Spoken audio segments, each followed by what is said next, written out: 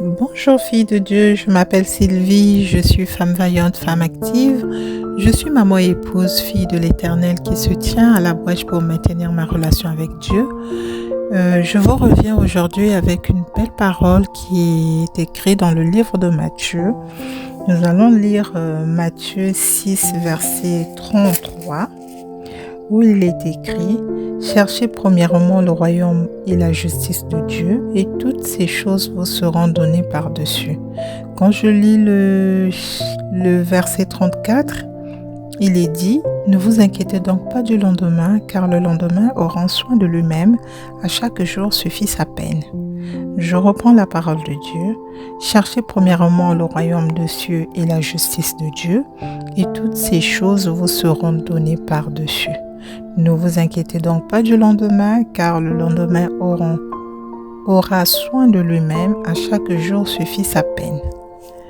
Voilà cette belle parole de Dieu qu'il nous donne aujourd'hui, qui est écrite dans le livre de Matthieu 6, versets 33 à 34.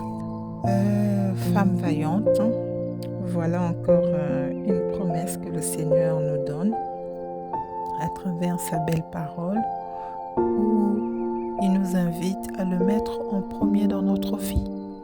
Il nous invite à avoir cet esprit de femme juste, à être actrice dans la participation du royaume, à le servir, à maintenir cette brèche avec lui. Il nous invite en tout cas à le chercher à travers sa parole, parce que chercher son royaume, c'est le découvrir, mais nous allons le découvrir comment? C'est à travers la Bible, là où il est écrit ses principes, là où il est écrit ses promesses, là où il est écrit le code de la vie, ce qu'il souhaite que nous soyons, ce qu'il veut, nos aspirations, comment nous devons maintenir notre relation avec lui, avec les autres, et notre façon de conduire notre vie, que ce soit sur la vie active, la vie spirituelle, la vie sociale, tout type de vie que nous désirons. Nous devons d'abord mettre Dieu en premier. Nous devons d'abord lui chercher son royaume et sa justice. Et lui, il nous donnera, il s'occupera de nous. Il nous donnera tout le reste par-dessus. Toutes ces choses vous seront données par-dessus. Donc le reste, lui, il s'en occupe. Il ne laisse jamais ses enfants. On a toujours vu comment les oiseaux qui sont dans le ciel, qui ne travaillent pas, qui ne produisent pas, mais ce sont des animaux qui mangent tous les jours, ce sont des animaux qui vivent. Qu'est-ce qui s'en occupe? Et la parole de Dieu, pour renforcer cette promesse, nous dit « Ne vous inquiétez donc pas du lendemain, car le lendemain aura soin de lui-même, et à chaque jour suffit sa peine. » Ça ne peut pas être plus clair que ça, en fait. Il faut qu'on comprenne que c'est tellement beau de se dire aujourd'hui, lorsque tu t'occupes d'abord, lorsque tu mets d'abord Dieu en premier dans ta vie, tu verras les autres choses vont découler de façon significative. Et là, les gens vont être étonnés. Comment tu fais? Pourquoi il n'y a que toi? Pourquoi dans ta vie, il n'y a que la lumière, en fait? Parce que quelque part, tu as pris une décision dans ta vie de mettre Dieu en premier.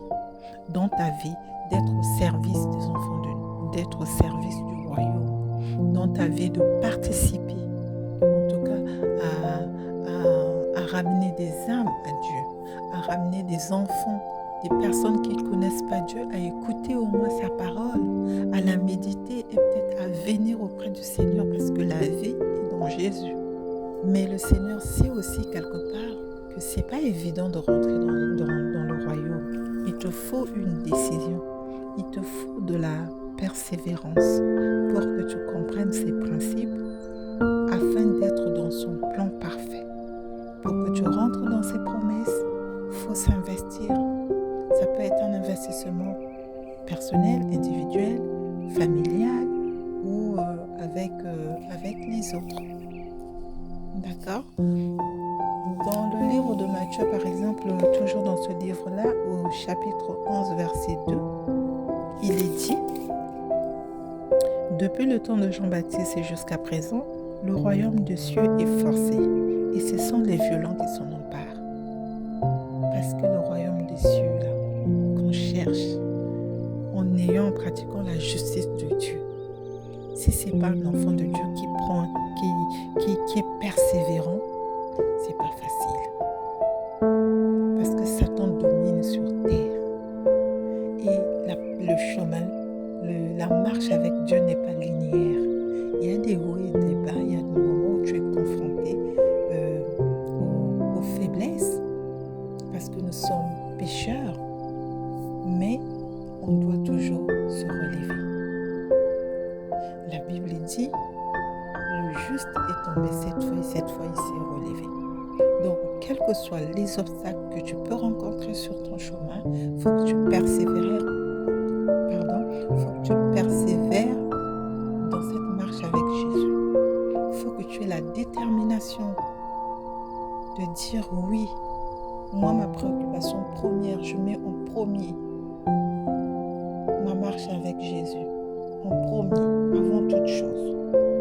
Et tu t'engages dans cette décision et tu verras que les choses vont bouger, ma soeur, dans ta vie. Et tu verras que tu ne seras plus la même personne.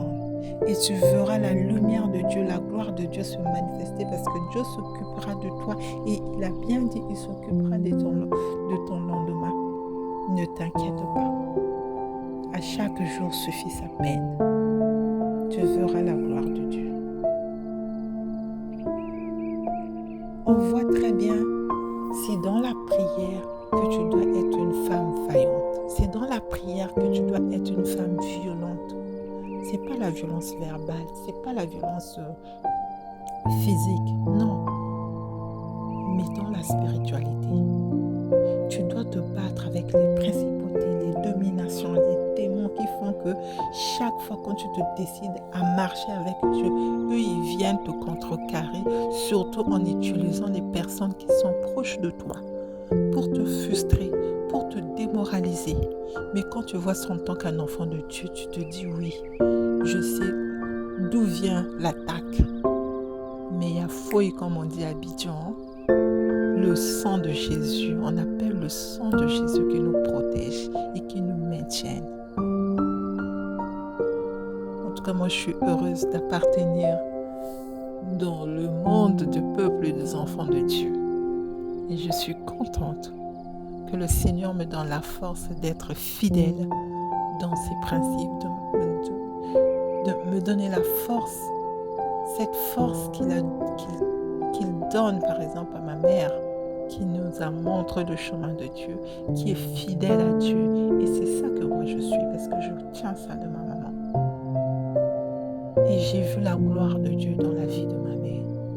Et cette gloire, je la manifeste au nom puissant et glorieux de Jésus-Christ.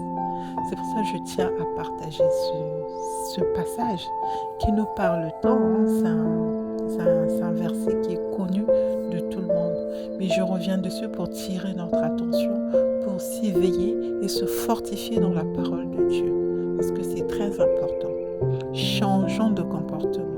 Changeons de comportement, mettons Dieu en premier dans notre vie et on verra que les choses vont changer, les choses vont bouger. C'est une question de décision, une question de détermination, une question de persévérance. Voilà le message que j'avais à vous partager. J'espère qu'elle va vous éclairer et va vous ajouter en plus dans votre marche avec Dieu. Si le message vous a plu, merci de mettre un j'aime, de vous abonner et je vous dis à très bientôt. Que la grâce de l'Éternel qui nous fait suivre d'aucun chagrin soit toujours votre partage. Merci, au revoir.